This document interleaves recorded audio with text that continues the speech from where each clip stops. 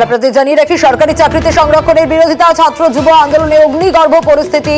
বাংলাদেশে দফায় দফায় পুলিশ পড়ুয়া খণ্ডযুদ্ধে 100-রও বেশি প্রাণ চলে গিয়েছে ইতিমধ্যেই, এবং ইন্টারনেটে বিধিনিষেধের পর দেশ জুড়ে কারফিউ জারি হাসিনা সরকারের। কিন্তু বাংলাদেশের এই অগ্নিগর্ভ অবস্থায় নজর রয়েছে নবান্নের। আরো বিস্তারিত সোমরাজ আমাদের এই বিষয়ে জানাবে। সোমরাজ,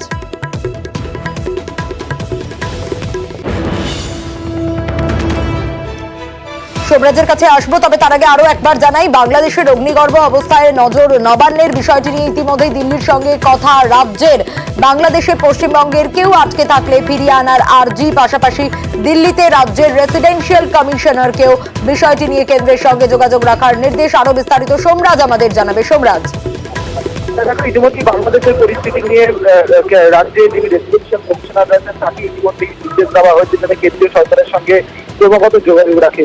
মূলত বাংলার কেউ আটকে রয়েছে নাকি বা তাকে ফেরানোর ব্যাপারে কোনো পদক্ষেপ হচ্ছে নাকি, গোটা বিষয়টি নিয়ে ইতিমধ্যেই রাজ্য কেন্দ্রের সঙ্গে আলোচনা করেছে বলে নবান্ন সূত্রে খবর। এবং যেটা রেসিডেন্সিয়াল কমিশনারকে নির্দেশ দেওয়া হয়েছে, যদি কেউ আটকে থাকে, বাংলার কেউ আটকে থাকে, তাদের যাতে ফেরানোর ব্যবস্থা করা হয় এবং সেই বিষয়ে কেন্দ্রীয় সরকারের সঙ্গে যাতে আলোচনা করে সেই মোতাবেক নির্দেশও দেওয়া হয়েছে বলেই নবান্ন সূত্রে খবর। বেশ সোমরাজ।